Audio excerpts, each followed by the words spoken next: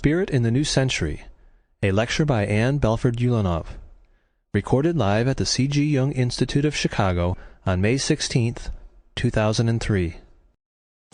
I want to say that it's really our great pleasure to be sharing this evening with you all, and when I say our, I mean the analysts and the candidates in training, because Ann Ulanov's presence here is as a part of the training weekend for the analyst training program. And this 2-hour lecture and discussion we've opened up to the public, and we're so thrilled to be able to share this part with you. I'll read you the statistics of sorts about Ann Ulanov. She is a professor of psychiatry and religion at Union Theological Seminary in New York.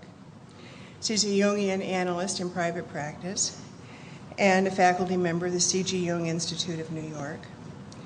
Besides her degrees, her MDiv and her PhD, she also has honorary degrees, and rightfully so. She writes way too much to keep up with. If you think you've bought her last book, you probably haven't. She concentrates a great deal on the feminine in Christianity, but then she also concentrates on things like art therapy and the picturing of God when a woman could no longer speak because of a fatal brain tumor and could only draw her images of God. Jungian that she is, she's the kind of Jungian who is very fluent and conversant with all the depth psychologies. What I thought was her latest book, Finding Space, which is an elaboration of Winnicott and spirituality and God, she dares to use that word, may not be her last book. It may be that Poison Ivy came out after that.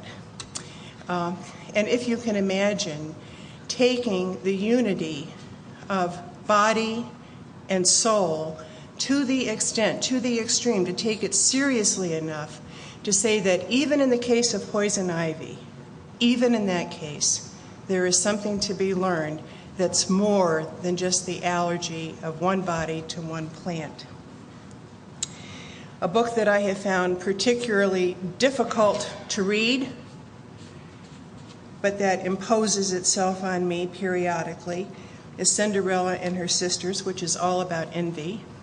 And if any of you are as fond of envy as I am, that's a book for you as well. Another book listed here is Transforming Sexuality, the Archetypal World of Anima and Animus. And one of the things about Ann is that she most certainly is, I hope you don't mind my saying so, a very sensual woman and a very intellectual woman. And she brings these things together with exquisite taste and sensitivity. Those of us who are interested in what Jung has to say to us often talk about wholeness. And we always say that it's no easy thing because you're going to have to include those things that you despise if you're going to want to be whole. And of course, none of us are ever really going to achieve wholeness. We're not going to get there. But it is a vision of a destiny toward which to progress. And then we talk about it as our goal that we're never going to reach. Maybe Jung did, but, well, some of us doubt even that. But it nevertheless is a sort of a central image for us, and we use the word wholeness a whole lot. Well, I believe it was 3 years ago, Ann, that you were at the Christian Theological Seminary in Indianapolis, when I heard you say the most sane thing that I've heard anyone say about wholeness, and I'm going to paraphrase it, and I hope accurately. What I heard Ann say was, it isn't that we become whole, but rather that we come to know, that we come to recognize that we are a part of wholeness, that we are held within wholeness. Did you say something like that? And her very strong, gentle speech, which you will hear in a moment, made visible that capital W. You could see it. And you could see that perfectly round O, that circle that remains for us the best symbol that we have of the wholeness of which she spoke. And so the sound, the very sound, carried the symbol of that thing which we now know we will not be and cannot achieve, but we can become a part of and know that we're a part of and find our place within it.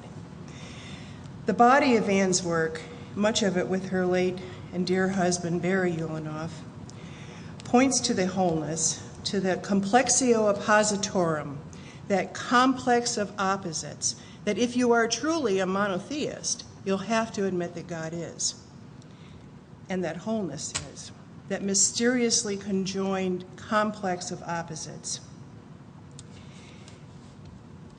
As I mentioned with poison ivy rather, I've had much worse slips than that today, let me tell you, and I hope I don't make a worse one now. The body and the psyche, sex and the spirit, religion and the unconscious, logos and eros, how often do we war with that?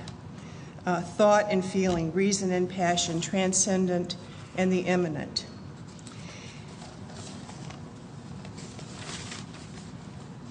Remember the conjunction of opposites, as I digress just for a moment here, to say that in an interview that Anne gave after 9/11, she said, and this is a quotation here, it's right from the transcript, "It's typical of the religious life to be plunged into not knowing." It's typical of the religious life to be plunged into not knowing. Do you remember saying that? Yes, good. And I think we can say that the same is true of the analytic life. The psyche-logical life, as our beloved Lee Roloff would pronounce it, the logos of the psyche. Anne is knowledgeable. She's phenomenally logical and knowledgeable. She knows Jung and she knows all the other depth psychologies. She's conversant and fluent in all of those languages, and she speaks them without stuttering.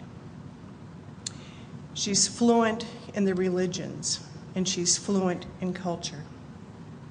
She pushes knowledge to the brink of the unknown, and that's really the only legitimate way to get there. To keep pushing your knowledge to the brink of the unknown, and when you get there, to know finally that that to which you are led is mystery. Tonight, Anne will be addressing some of the ultimate questions that have been put to us by the condition of our world. I have no doubt that we will learn from her knowledge, and that as she pushes her knowledge and pushes ours, I expect that we'll get a glimpse of our own not knowing with her. Anne Ulanov.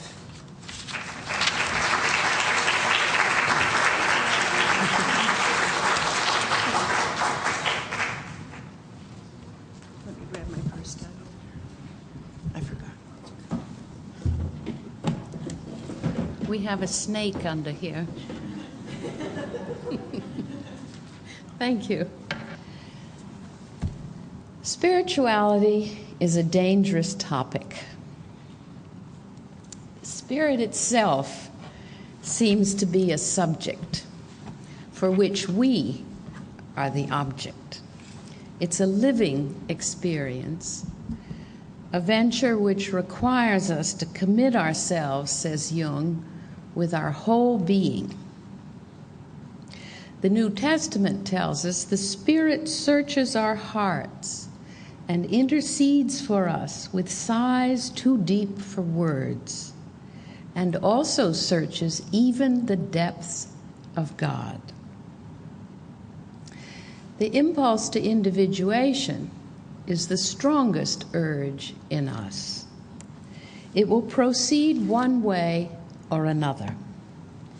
We're summoned to be loyal to our being and immediately pulled into the opposites and asked to accept the call and even feel compelled to receive it as if it's laid upon us, heavy as lead. As Jung says, we can choose to walk to our fate or be dragged there by a neurosis. Yet to find that fate and transform it into a destiny, or even further into a providence, we must create it. Individuation means being and becoming all we're given to be, to engage all the factors that belong to us, to see where the universal will show itself, manifest itself in the very particular me that I am. It costs everything. All the warring parts of ourselves within us and all the warring parts of the world must find ways to talk to each other. And without such effort, without consent to include all these pieces, even the hidden ones, the ones we're afraid of or despise, those parts are going to live anyway in the atmosphere. They're going to poison our children, squelch our enthusiasm for life, stir up dissent with our neighbor, and diminish our joy. In seeking to be all we're given to be, we must not, in Jung's language, give too much of the self away to the ego. When the self is given away too much, then we try too hard to adapt, to conform, and we lose the openness to the heights and the depths of living, where we're surprised that something wants to live through us, speak to us, and bring us home at the end. Now, all of us know somebody who lives from this bigger self, this self that Jung calls the center of the whole psyche, whereas the ego is just the center of consciousness. And we wonder about these people. It isn't that they say anything so wise or that they're extraordinarily beautiful, but when we're around them and other people are around them, we just feel more possible. We just feel we might even bloom. In earlier centuries, we might have called such a person a shaman, a medicine woman, a guru.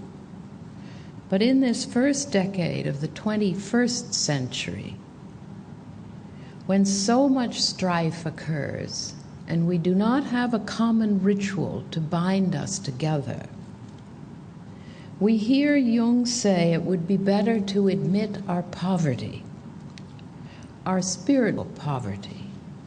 And Erich Neumann said as long ago as 1959, the creative principle in our time hides in anonymity. It discloses its origin by no divine sign, no visible radiance, no demonstrable legitimacy. We have entered upon spiritual poverty. It presents itself in the guise of a beggar. What is the beggar waiting for?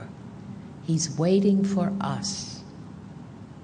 This means that creative redemption, disguised as every man, makes him dependent on the devotion that every man gives to this every man. This is our situation. Whenever we find the creative principle, we venerate it as the hidden treasure that in humble form conceals a fragment of the Godhead. As a clinician, I look at spirit through the lens of the psyche. And I recall Jung's point that God has never spoken to us except in and through the psyche. And the psyche understands it as the eye beholds the sun. And as clinicians, we ask, well, what is this person's experience of spirit? Does it make for health or for illness? How does the person house this visitation? From a spiritual perspective, I look at the manifestations of spirit through such questions as, where does the spirit come from? Who authors such events? Who is calling? To whom? do we belong? Because spirit is not a cozy presence. It brings a sword. It cuts through our joints. It lays our hearts bare. Spirit is not a thing or a content, but it's like the wind, and we don't know where it's come from or where it's going. We cannot capture it. We cannot control it. We can only strive to become hollow bones. In the words of Fool's Crow, a Sioux medicine man. This warm, intense force that is spirit can upset our whole life. It can call us out from our familiar country, as it called Abraham, who was asked to go to a completely strange place merely on the basis of a promise. It can drive us into the desert, as it did Jesus, and face us with temptations that involve the most powerful symbols of our culture. Spirit can overshadow us, as it did Mary, and make us pregnant with a life that is so new we must from henceforth live from a different departure point. Spirit can meet us when we're fleeing, like Jacob, from betrayal, guilt, theft, and then it wrestles us, wounds us in the night. Spirit ushers us into the presence of the holy. It tumbles us in a conflict of opposites, like inflation and humble consent. Spirit is the most intense form of life, bringing the new, cutting through old convictions, forcing change in how we live, with whom we live, and to whom we belong. Jung says of this kind of experience, it points to something objective that transcends the psyche, but it wants to step over into visible life and take concrete shape. Now, the individuation process is inaugurated in encounters with spirit and urged on us in successive meetings throughout our lives. For example, a woman seeks analysis with me specifically as a Jungian after earlier work with an analyst of another school. Precisely, she says, because she seeks spirit and wants to grasp spirituality. This sounds very grand, but the treatment begins in a big mess, which I make, and only later do I see I was kind of positioned or arranged by something unseen that constellated the encounter. I scheduled this woman and a former patient who returns for an occasional session at the same hour, something I hadn't done in over 30 years of work. So I come into the waiting room and 4 eyes look up. Salvaging the hour for the new analysant, and no doubt appearing as a lunatic, she precedes me in the office. When I come in and sit down, she immediately questions who I am. And I hear myself answer, I am the one who makes a mess.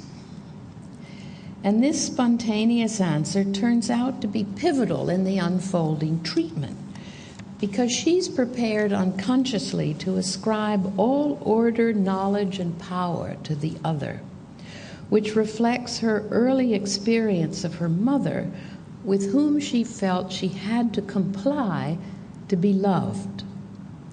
And such pressure for perfect control also afflicted her inner life. She remembered a recurring nightmare from the age of 5. It pictured her given the controls of a giant spaceship. She said, that was fun. But if I mess up, a big explosion is going to happen. I have to keep it going. I'm responsible for everything. I'll be up there getting all that love, and if I don't stay up, I'll crash. She felt fear she would destroy herself and the other, And she said of her adult life, I make others feel good, but it's based on self-hatred for currying favor. So overwhelmed by both the constriction to adapt and the need to control lest destruction ensue, she would take to her bed with wine and Valium that brought her blessed oblivion. She said pills are spirituality. So the opposites of spirituality and addiction framed this analysis and initiated our relationship. Spirit is the giver and taker of life. It's a brute fact of nature. It's the great paradox we cannot express, hot and cold, above and below, light and overcoming. It's our animal root impulse and our highest flung intuition of unitary reality. Spirit brings the hammer and the anvil between which we are pounded into a new shape. For us, in this new century, I believe spirit is down.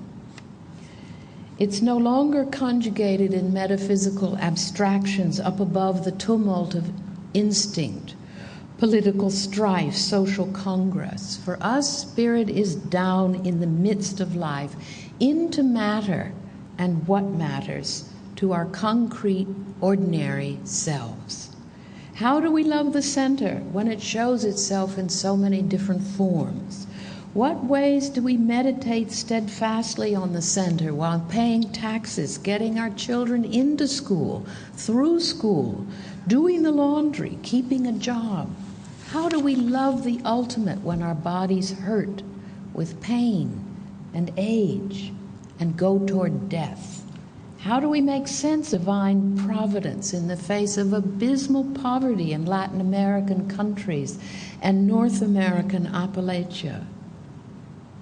What do we make of sightings of the Virgin Mary just prior to the outbreak of savage civil war in the former Yugoslavia, war complete with rape camps and genocide? How do we go on loving when death takes the object of our love? What is going to comfort us in our mourning? Spirit in our time is down in the flesh of our own small selves, in relationships with other people, in relationships to the unconscious, and very much in the specific cultural communities across the world. Culture influences our perceptions of what is health and what is illness. Trans states in non-Western cultures do not bespeak primitive dissociation, but a different, non-dualistic way of experiencing reality. Our postmodern globalization bombards us with information and makes not just for a world community, but also for fragmentation and promiscuous arousal caused by constant change and no real live engagement with the local living, indefinite form of body, space, time, and specific culture. Religion is concrete engagement with spirit, indefinite form of ritual, doctrine, worship, spiritual practice.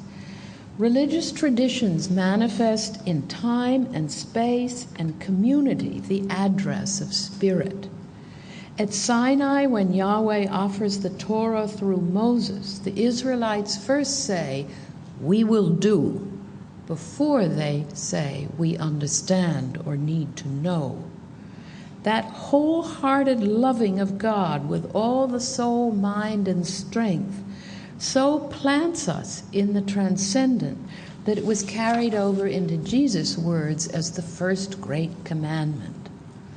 Responding to otherness, preceding self-reflexive knowing, is our whole-making response to wholeness coming into space and time.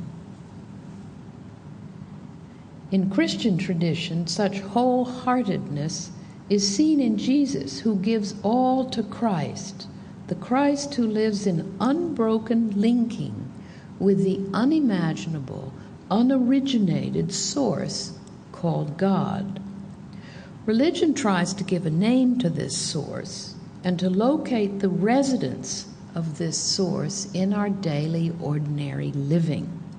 And when religions remember that no image they hold can be equated with this unfathomable God, religions create a narrative, a creative repetition instead of repetition compulsion of guilt, always pointing beyond to the center, to the source point, that isness that pours out on us inexhaustibly and generously. Theologies are nicknames for what remain outside our visions that also mark traces of its presence. When religions fall prey to the inevitable human habit of reification, fixating on an object that symbolizes the holy and equating it with the holy, then religions dry up. Nothing finite can contain the infinite. What we need to remember, though, is that there's a seeming desire on the part of the Spirit to come into our daily life, to be lived, to be loved, not as precious relics, but as the living breath on the cheek of our neighbor, as the adamant foot on our stiff neck, as the blessing bountifully bestowed on us in a still, small voice. We need to make an earthly residence, an ark, a tabernacle, an abode for this Spirit, to offer it hospitality. How to house this flame? When aware of this spiritual question, the clinical task changes from how to survive this trauma, how to understand this complex, how to recover and transform. It changes to one fundamental issue. How much lightning can we stand?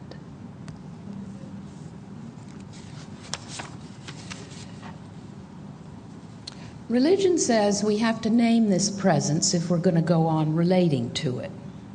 This does not mean proselytizing in the consulting room, any more than we would force on our analysants any sexual preferences we have, or money management schemes we're enamored of. But it does mean we must be alert to this aspect of our countertransference as clinicians, what we bring into the room as our own spiritual location. We need to be aware of what we believe and what we don't believe, about the reality the symbols we employ in analysis point to. Analytical work is itself a symbol. It points to a reality that we are living in our offices, hour after hour and year after year. We're not outside it. The reality of communicating through archetype, symbol, and through the analytical relationship is what galvanizes healing. But to acknowledge that means we have to acknowledge the reality that it points to and live in it with all the necessary disciplines it brings. Now, religion would go one further step, one pointing to the origin point, by declaring that it is interested in us. It may even have intentions toward us. And to explore this possibility, one needs a spiritual practice to test the waters rather than drown in them or dry up too far away from them. Hence, clinicians need to become conscious of what pictures we hold of wholeness, of reality, of what it is that the symbols bring near. What meanings do we imagine? What belief are we living in the work that we're doing? There can also be hatred of the spiritual, hatred of it. From a psychodynamic perspective, madness threatens when no symbolization occurs. We're given over to rigidity and a literalistic ego, to collapsing symbol into sign, and really to believe that our projections are true perceptions of the other. From a spiritual point of view, illness is not being able to link up to the source. And then we cannot construct a fitting life space, but get stuck in the trauma that's repeated in dreams and reenacted in our relationships.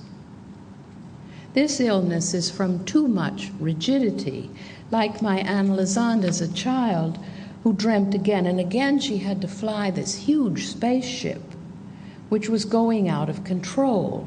We get swung between opposites of omnipotence and impotence. A psychotic part of us attacks our inner freedom. We cannot make deep realizations of thought or emotion. We are afraid if we do that, it will burden us even further. We fear this inner anointing to greater responsibility. And Jung says when an unconscious content crosses over into consciousness, it imposes on us an ethical demand. We must find ways to live it, to accommodate it, to house it. And our fear is troubled by this possibility, and we may hate the spirit that would liberate us. To refine the ability to symbolize means we must let our wounds remain open, not close them up by premature interpretations, but sit there in the ashes, suffer in the prison, go naked and ashamed, until right there in the suffering, the healing spark flies up. In the resurrection stories in Christianity, Christ returns in a wounded body. He doesn't come back in a spiffed up body. The wounds are there. So we must give up identification with a theory and see it is not the healing. And Anne Lazande allowed herself in sessions to experience fully the pain she felt in the past as a child with her mother, and in another session the pain she felt in the present with her husband, who had suddenly walked out saying he wanted a divorce. And this opening wound in the session registered immediately in her body. She gasped and said she could smell the sweet, sour scent of alcohol that she remembered on her mother's breath. And in the session about her husband, she suddenly yelled out, "I'm starving. I'm starving for a bagel and cream cheese right now." And that was forbidden food that she would never allow herself. And then she said, "I'm starving for conversation," which she and her husband could never hold. In another painful memory, when she told her husband she was pregnant, he asked, "Does this mean I can now beat you in squash?" And when she was recounting that, which she started to say as a humorous anecdote, the pain of it started a prodromal syndrome, the slashing of a migraine headache. The body knows right there. So we may hate the spiritual because you just don't want to feel that kind of pain, that immediate pain. So instead, we'd fasten on something that comes to act like a God image that we hold on to fiercely, insisting in a mad kind of way that this is God, the market, money, prescription drugs, a sexual pattern, a specific religious ritual. All this is God, not the unimaginable, unoriginated freedom of the source point. This kind of rigidity is doomed. The poet Rilke writes, "Wait from a distance. Hardness is menaced by something still harder. A remote hammer is poised to strike." We protest. We cannot. We dare not. We can't give up what we held on to. But the psyche may tell us otherwise. One woman dreamt of what she called an animal man, a man she knew as a dancer in real life and had great respect for. And in the dream she says to him, "I cannot dance." But he replies, "No, it is that you will not dance. You can, if you will." And then the dream man takes her back before the trauma that ruptured her relation to the self, symbolized in the dream by suddenly backing up the car down the road away from her childhood home, like a swift regression back before the separation from the self occurred, back to the formless state where she could recover the ability to dance if she would. Her fear is now troubled by the presence of a turning point, by this possibility. We may hate the spiritual that could change us, that could say it isn't that you can't, it's that you won't. Now, some may object, and rightly so. This could degenerate into urging willpower. And that danger is a real shadow side of any spiritual practice, as is theological sadism that bullies people into what you believe, saying it's what they should believe, and forgets the mysterious urgings of the self. Another example of hating the self. This woman was highly educated, highly developed psychologically, was herself a mental health professional, and she was also a devout Jew. She harbored intense dread of the impersonal self in Jung's jargon. She knew that. She thought it would squash her personal ego like a speck of dust. She says, "Can I trust that something beyond my ego does not just ignore me or inundate me? The numinous can crush you. I feel awe to what is beyond, but I don't feel held by it." And this fear inculcated in her a tiring vigilance to make things go right. And this vigilance constricted her aliveness and squashed her unconventional originality. Her spiritual connection to the resources of Judaism was long-lived and genuine, but the terror of not existing was not quenched by her faith. She says, "I want to trust something bigger than my ego will provide, that I don't have to be perfect or afraid of gobbling, that I don't have to figure out all the time what's right." Now, in her case, what was needed was to build up the ego's relation to the self, the ego's response to the self. And she worked and did that, and then said, using a phrase from a dream, which is very marking, she said, "I'm getting off the train to the concentration camp." She needed to get to the self through her ego, to harness her aggressions, to follow the waters of her feeling that softened the rules of her many accomplishments, including the rules of how I, as another mental health professional, should conduct myself in the analysis, for often I failed her expectations of being the correct analyst. I allowed my own personality to show through my responses to her material, and I often met with disapproval from her, which on an ego level was correct. But on a self level, I found myself positioned by the countertransference field between us to expand the boundaries of analyst and analysand, to being two citizens of the universe, two women fully in life. I was unwilling for her to push the god of analysis into me. And by displaying my own idiosyncrasies, she was required to sift out her idea of what an analyst should be and to create her own analysis. She said she braided, the way we used to braid our pigtails, a fuller connection to the self by filling up with what is, living all of my own life.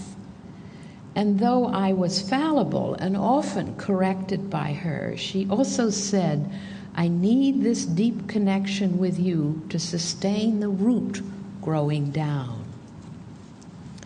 So one way we may hate the spiritual is that it makes us give up what we would equate with the source point. Another way we can hate the spiritual is we're afraid to leave formlessness or chaos to come into definite form. And this is a refusal from feeling that one's own spirit has been shattered. One analysand dreamt of the murder of her soul, and it was pictured in the dream as an animal of an extinct species. And the dream staged the murder by her father in a little outdoor theater and followed it by a drama of suicide contemplated by the dream ego, by the woman in the dream. Now, we could rightly say to dream this catastrophe meant that she was capable of relating to it. But for this woman, the trauma lived on in her. She adhered to it in daily life by unconsciously and somewhat consciously devoting herself to defeating her father. She lived to defeat him. And when I discovered that the extinct animal species was not extinct, but lived down under in Australia, a fitting term for somebody in North America, that it was still alive, this soul, she defeated me too, with no response, dismissed it. The need to come into life in definite form did not happen. She died young, before her father, to his great sorrow, and to mine as well. What's at issue here is love, refusal to love something that has ignited us, which would mean bringing it into form in living here and now and renouncing any activities which compete with it.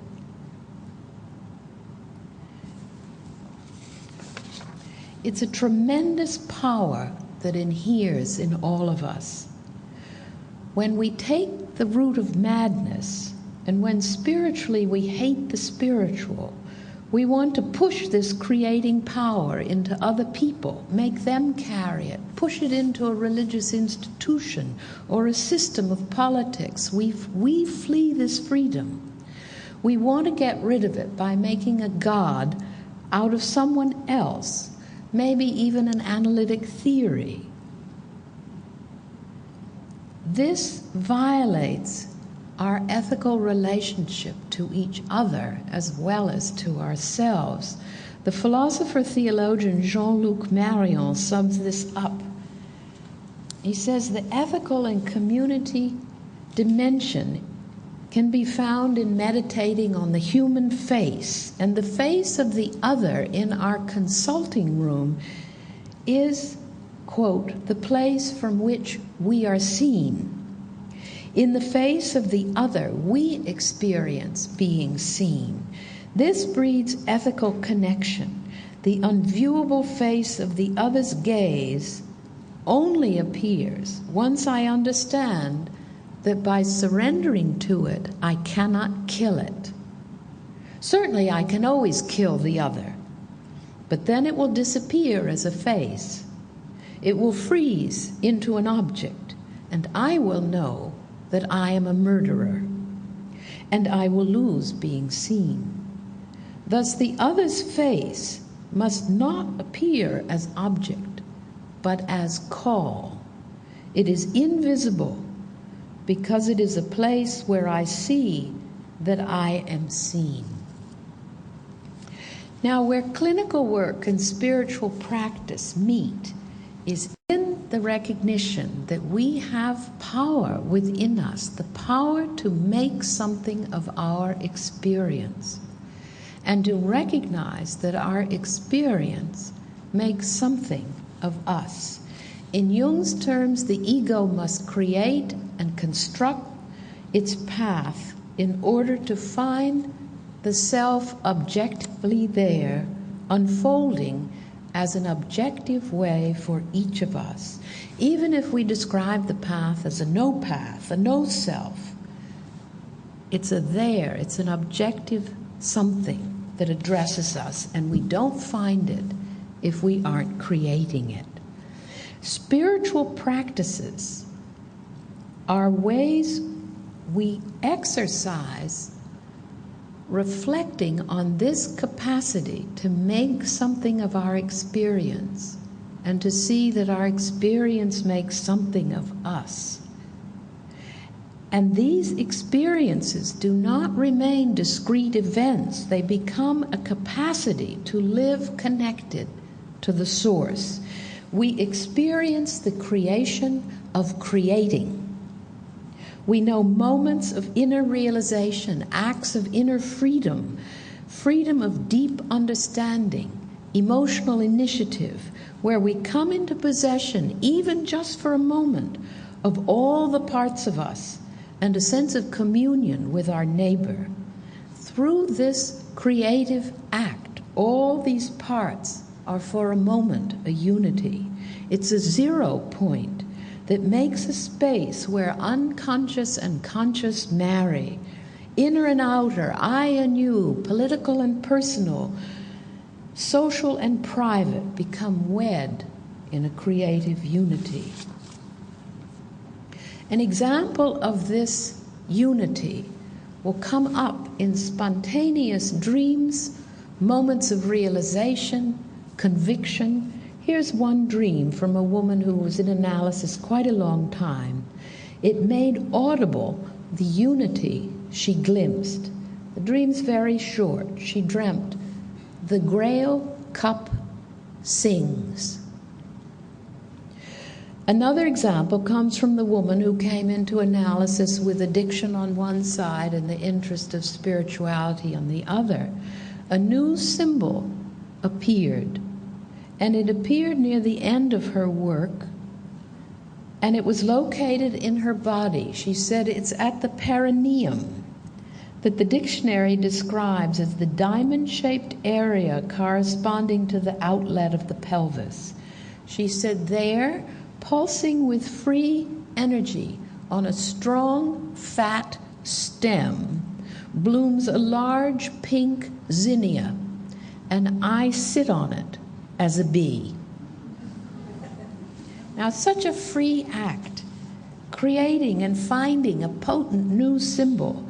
It's possible if we're poor, if we're ill, if we're on the brink of dying, if we're in sorrow. We can still feel the breath of the infinite on our face, the regenerative words spoken in our ear. We can recover the joy and simple happiness in being. We can welcome back the split-off part of ourself like the lost sheep. Nelson Mandela, in his inaugural speech in South Africa, says the same thing. Our worst fear is not that we are inadequate.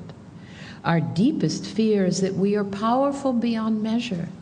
It is our light, not our darkness, that frightens us. You are a child of God. Playing small does not serve the world. To come near this capacity to make something of our experience and see it making something of us, and not install this power in somebody else, is the point on which transformation turns. Trauma, illness, madness, pathology, soul murder, spirit shattering happen when events like war, natural disaster, accident invade us before we're able to make something of our experience. The creative process may be stolen by another, violated, and then we must work our way back to the source point, which is the turning point of transformation. And unlike God, who can create from nothing, we create from scraps, what's left lying around. That inner free action that flows always from the source point may again pour through us and pour forth into the world. To get it, we need relationship with another, with others. We need someone interested in it, wooing it. Jung says the self is our own most uniqueness and a crowd. This capacity to make something of our experience needs to be recognized by another.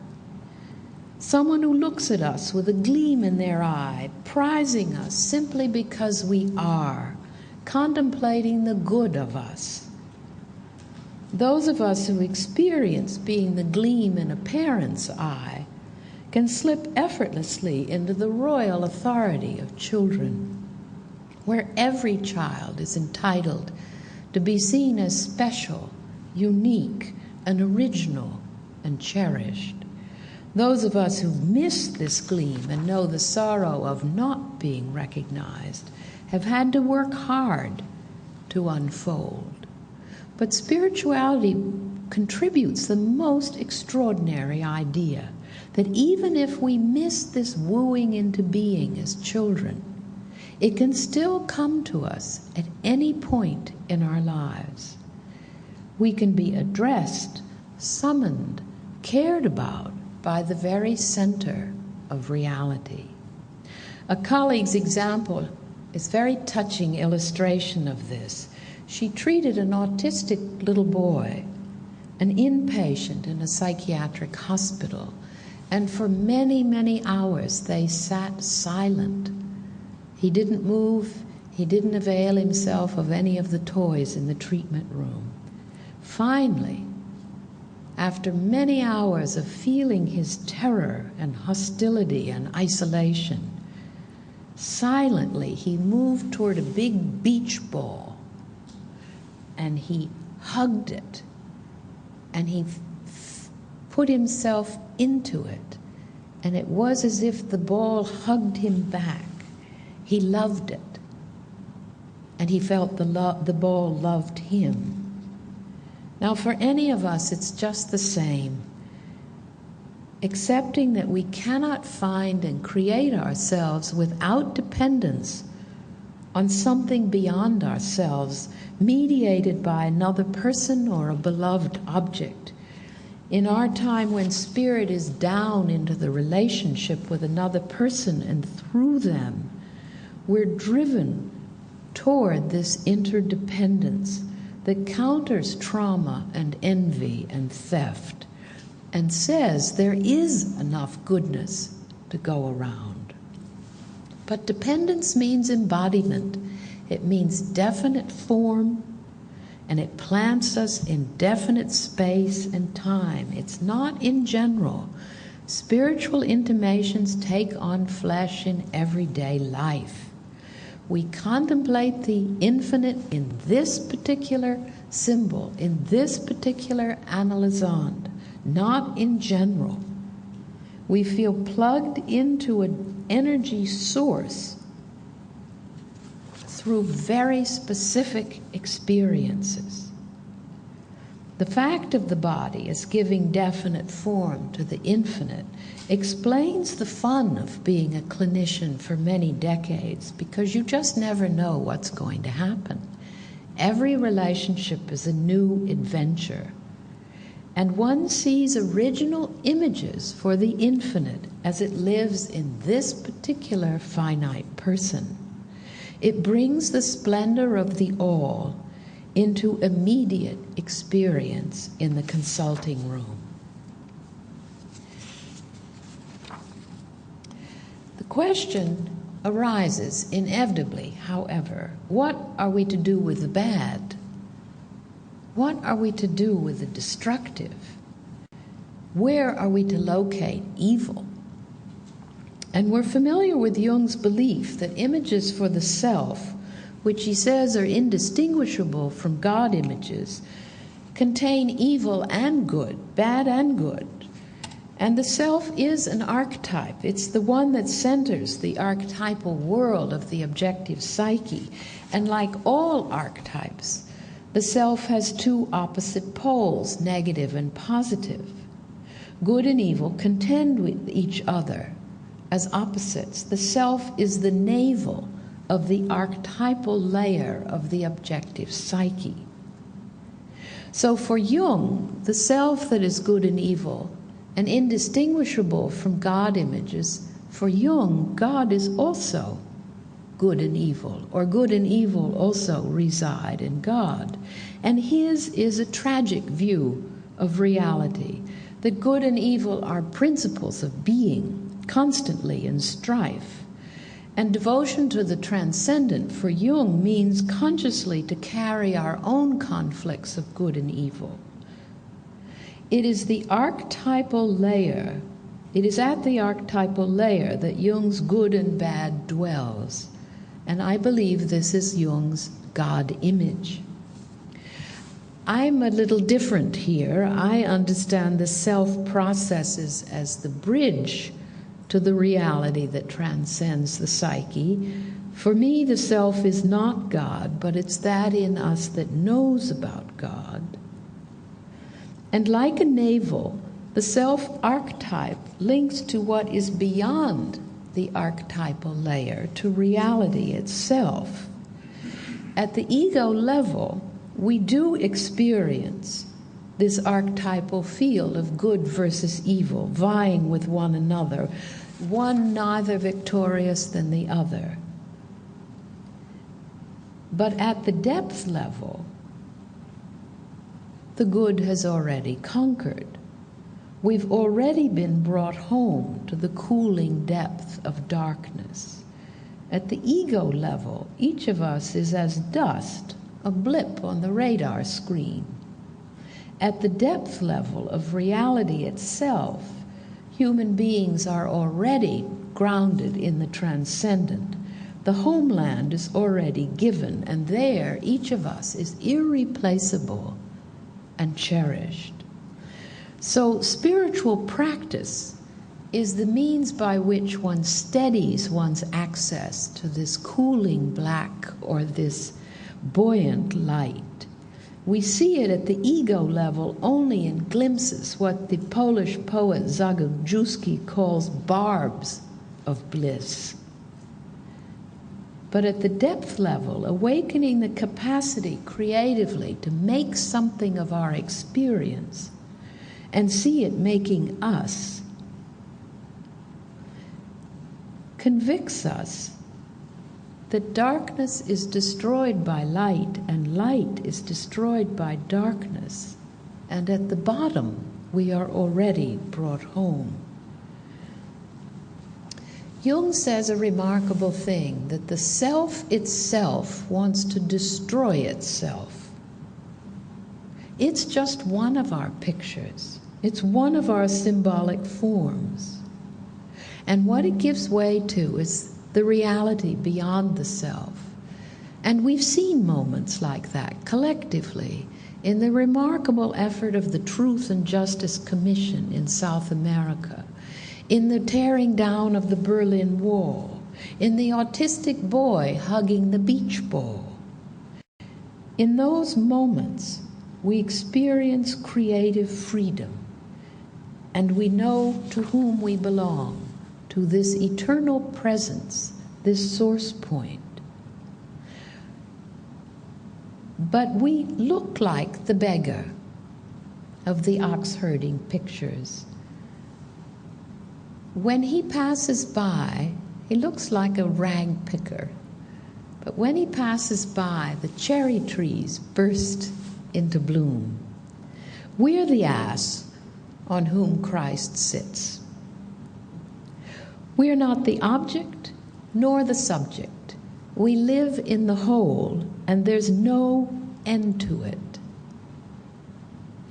And it is so, I believe. We don't become whole. We grow to perceive that we are part of a whole reality. This is the 0 point, the turning point, the linking point to the source we contemplate.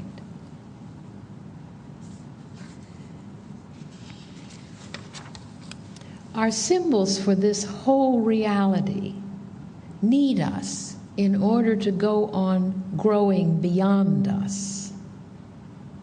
Then we can speak in analysis from ourselves, from our unconscious depths, more than about ourselves.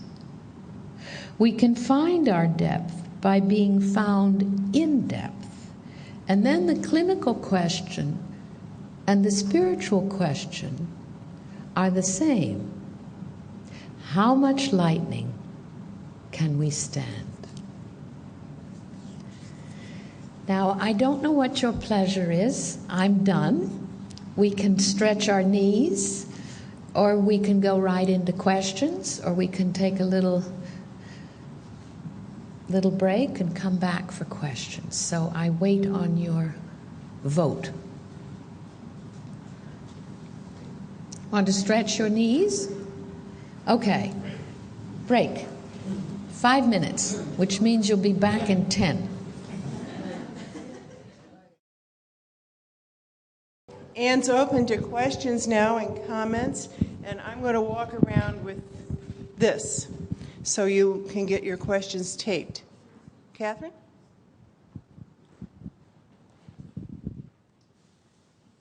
Just would you speak to Jung's idea of the psychoid and its relationship to spirit? Gee whiz. Nice, tidy little question. Very profound. Well, the psychoid for Jung is meaning found in matter and psyche. It's like a very basic level where things aren't split up yet. And I was talking a little bit about it this afternoon when in our other meeting with the trainees in relation to method, that one interprets causally what caused this present mess I'm in, and one interprets teleologically, prospectively, what meaning is assembling on the horizon coming toward me because of this jam I'm in? What purpose am I directed toward? But the psychoid partakes of the synchronistic, that it's not the linear cause, whether you're looking back or looking forward. It's the whole surround. It's where it came from, where it's going, and it's everything else that exceeds my particular question about what is this jam I'm in. It's the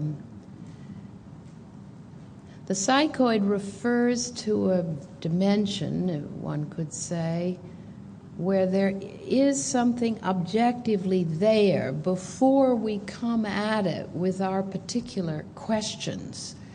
And this synchronistic attitude toward the psyche is to impose as little as possible through our questions on the material, but rather to open and let it show itself to us. And it comes from that psychoid level, which is objectively there, but you don't get at it if you're not asking all the subjective questions.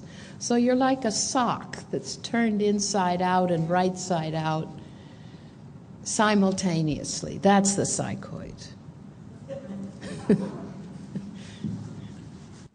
It seemed that when you were talking about the self as pointing beyond the archetypal levels. I guess in my imagination that there was this, I don't know if it really is an enantiodromia, but that, I think this is too big to even It's say. hard to get a net over it, isn't it? It's like what? roping a steer. It's a beach ball, she said. It's a beach ball, exactly. What's the mic?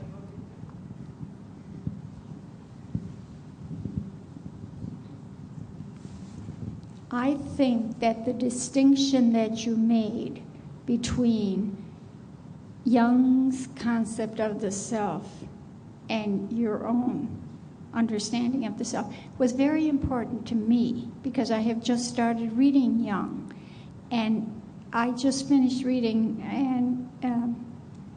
June Singer's Boundaries of the Soul, and she was distinguishing too. So that was a very important point that you made for me.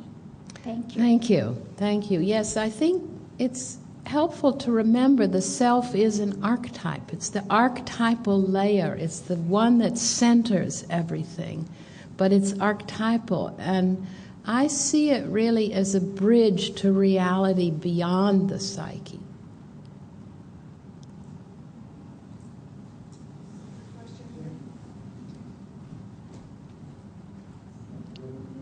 I would appreciate you discussing your contact with the person who says, rather defiantly, confrontationally, there is no God.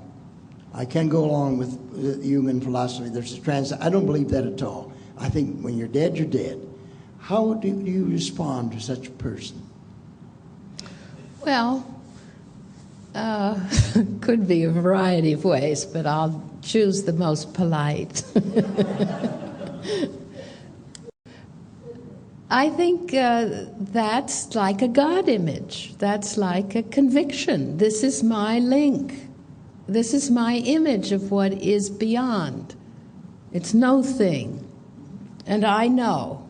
That's no different from me or somebody holding a relic of a saint's finger or a piece of wood and saying, this is proof of the beyond. I mean, the issue, the thing that's so helpful about a psychodynamic perspective is it gives you a way to feel the process of it. And that's the God image of what, in both cases. So I would be interested in the the degree of adamancy of the conviction and the pronouncing, or whether the person has arrived at this gradually or is able to say, this is what makes sense to me, what's the picture for you? Then you can have a conversation. It's not a declaration, and it doesn't get into theological sadism where you're trying to bully somebody. You've got to have the relic too, or you've got to have the same position, or you're a stinker. So that's how I'd respond. And I'm interested in this line that you said because it seems so timely to me. We don't become whole. We grow to perceive that we are part of a whole. So I wonder what other words you would put in the place of whole, because it's striking me as, September 11th comes to mind that, through shock, we grow to perceive we are part of an international community that struggles with terrorism, is one interpretation of that line, but how? Well, I don't know anybody who's whole. But it's the old religion of becoming holy, as though it's, who are those guys sitting up in trees and, some kind of hermits? I don't know. The old. You mean Simon of Stylites on top of the caves, treetops? Yeah.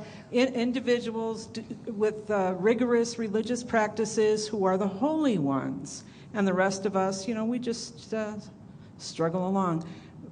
Well, I think where it's helpful, Jung's notion of wholeness in contrast to they're the holy ones and then they're the rest of us, is this sense, it just gives you so much hope that all the weirdnesses that belong to you belong. And one, you can't get rid of them, but two, you shouldn't get rid of them. All the feet have to come in, not just 1 foot, but all 4 feet. And it's very hopeful to think all the parts of us have a place. And when tomorrow the trainees and I are doing the various complexes of the psyche, one of the major things that happened to me clinically is in relation to the negative animus, just to take a jargony phrase of Jung and Jungians, that for years everybody thought we had to get rid of it. And I finally thought, no, that's not the right question. The question is, where does it belong? You see, so I think wholeness is very encouraging. However, I don't know any whole people. I don't think we get whole. And alas, analytical meetings full of analysts are, at least in New York, we are not a demonstration of the fulfillment of this theory. I mean, we are.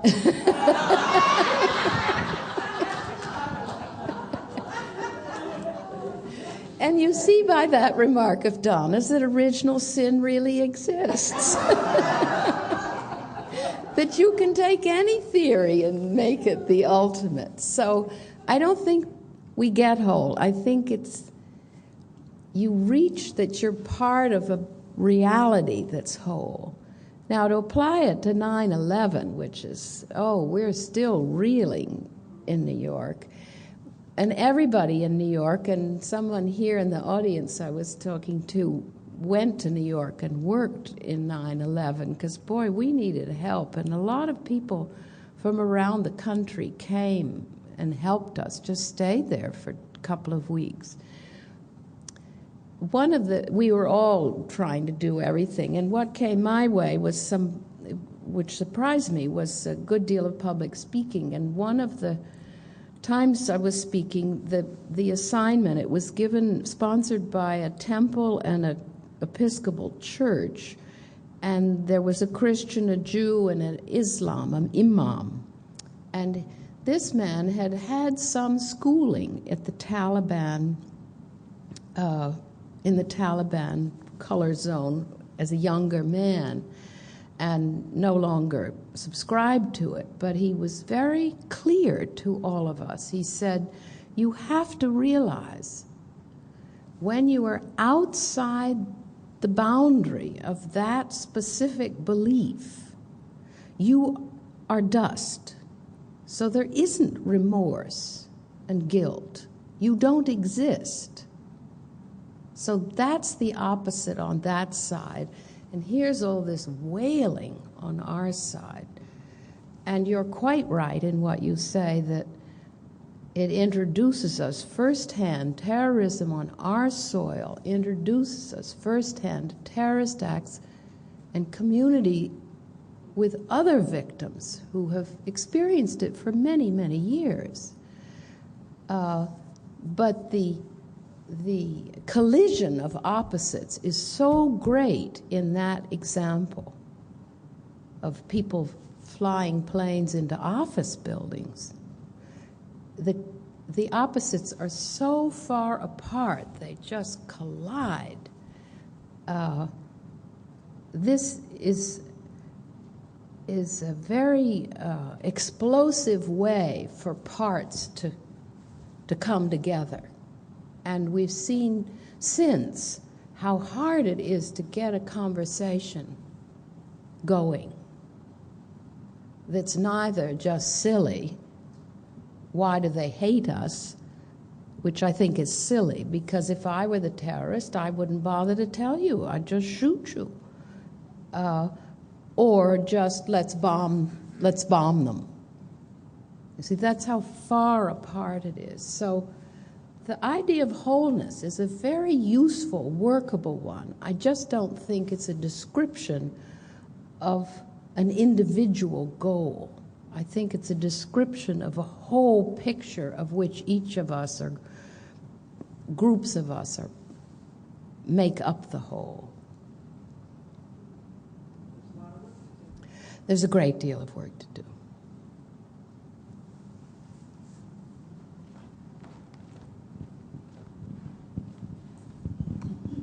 Thank you. A friend of mine at church, both Barb and Jane, we'll use those names, lost their spouses a year ago, 1 week apart. And Barb, my friend, is very, to use the Myers-Briggs, very ESTJ-oriented, very activity-oriented, busier than a bee, got a million things going on. But her what is ESTJ? I never can keep those things straight. Very extroverted, sensing, thinking, very busy, very judging, right? Yeah, judging. I've got to be busy, always moving, doing things. And she brought her sister, we'll call her Jane, who's very opposite, very sensitive, feeling oriented, but been depressed for the whole year. Brought her sister Jane to see me. And I do both massage, and I worked on her feet because she had neuropathy and wasn't walking well. And I sensed that she needed to start using her feet and legs, which her doctor had said would not do any good, which I did not believe. So anyway, we got a plan, and I worked on her feet and legs for about 10, 15 minutes, and we talked about getting a plan. And she needed to cry, so I just went along with where she was and tried to support that. Well, she went on home, and my friend Barb called me, and Barb thanked me for making her feel better. Then her point was, Helena, I'm very different from my sister. Now, I believe in the work principle that I had a grief and loss, but I don't sit around and feel morose and cry about it like my sister does. And she said, I probably don't give her support. She said, which one of us is right? And I said, the only thing I could think of on the spur of the moment was, I said, well, God made us different, and perhaps you need to do what you need to do for yourself, but please allow her to feel, and if she needs to cry, give her support. And that was the only thing I could think of at the time to say to her. Could you think of anything better? Well, it reminds me of something Edward Edinger said 100 years ago when I was in training. He said, our siblings are our shadows. So those two sisters, they're two sides of both valid, poignant reactions to heartfelt loss. And they each need something the other has to the extreme. They each need seasoning from the other. Yeah. How do you work with someone who's extremely resistant to any idea about kind of something beyond the ego? And how do you both cultivate that link but also not fall into setting up a framework that's imposing? That's an important question. It reminds me of something Jung wrote about resistance. I hope you're not going to ask me where it is. I can just see it on the bottom of the right-hand side of the page, but who knows what book. And he was it might have been in, well, let's not go there. I'll be wandering around in all of Jung's. It was in conversation with Freud's understanding of resistance, which is really different. From the Freudian discourse, resistance is one of the nodal points, and you expect it from yourself if you're the patient, and you expect it if you're the analyst, and you expect to analyze it and locate it and point it out and so forth. Jung says, in contrast to that, in this passage, respect it. There's always a reason for it. There's something in the psyche that is needing it. So my response in general, and of course that's not very useful to you if you're thinking of something specific, is to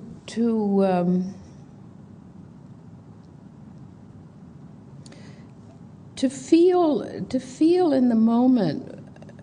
Can you sense anything behind it? Can you sense what it's in front of? And Jung says, don't attack it. Don't go after it. The psyche's got it there for a reason. So it's as if I'm looking to what's behind you at the same time I'm looking to you. And a colleague of mine who works extremely successfully with it, I'd sent him somebody years ago, and she was adamantly, aggressively criticizing analysis, him. What's the point? This is ridiculous. Why should I be coming?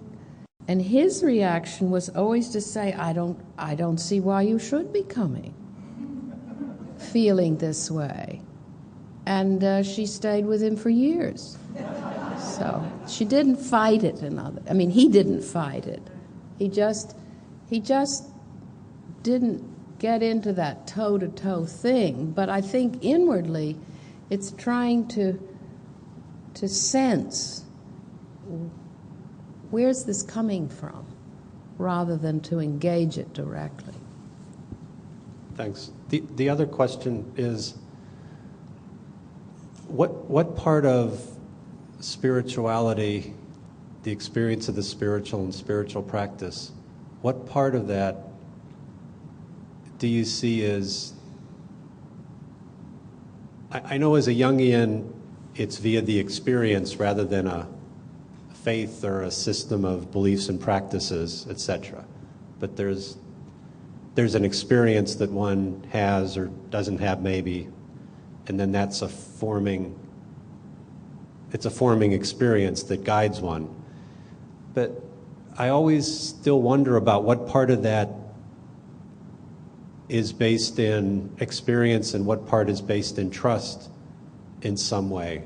Not quite a faith, but a trust in something beyond that experience. Or, I don't know if I'm being...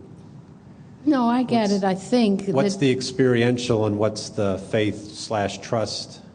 Yeah, because you have the big experience. You have something that marks you. You may not understand it, but it marks you. And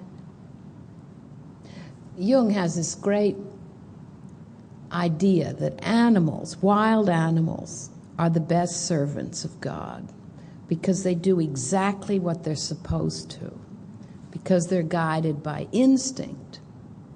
Whereas we, human animals, we have this little gap, this little hesitation where we can decide if we'll go with the instinct or not, at least a lot of the time. So you have a major experience that marks you, and then the question is, in that little gap, well, what do I make of that? How do I interpret that? And am I a lunatic, a nincompoop? Have I invented it? Well, usually you can tell if you've invented it or not. But how do I interpret that? And that's the issue of trust, really. Trust that you can reflect on it and ask that question, is this something huge and big that conveys a sense of something that transcends, or is this not? And to trust that you can ask the question and trust that you can experience both sides of the experience and wrestle with it and maybe come out one way or the other. That's where the trust is.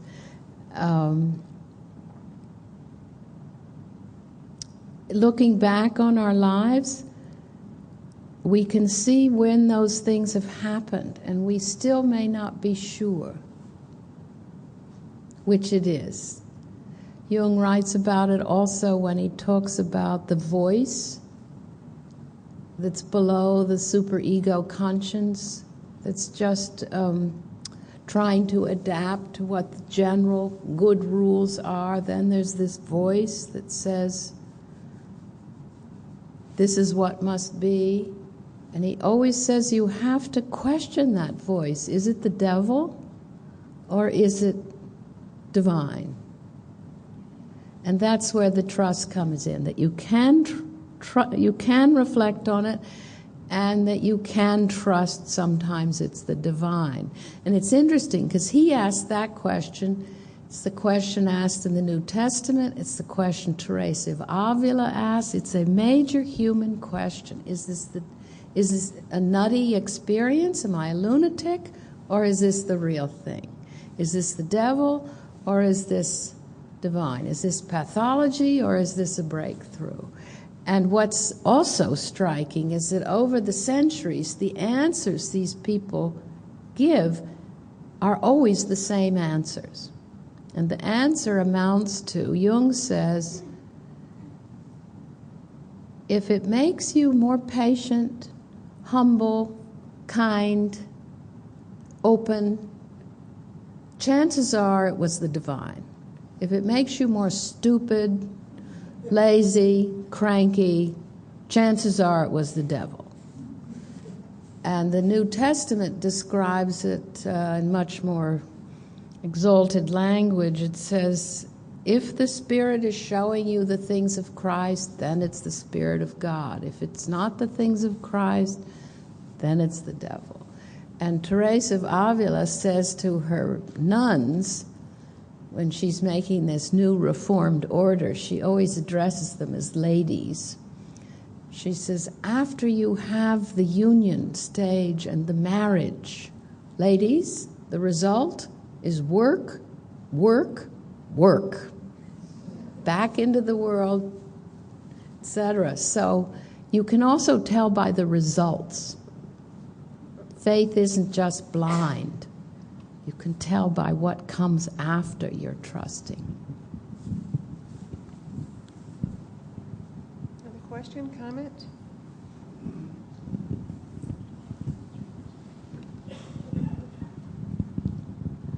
You said that Jung had, the concept of good and evil. God is, or the archetype is being good and evil, or God is being good and evil. Yes, he says the self-images are indistinguishable from the God images. So the self is good and bad, God is too. But he's always saying this is a subjective confession and this is how I see it, so to speak. Yes, and then you said you came to another conclusion. Yes. Can you talk a little bit about that and how you came to it?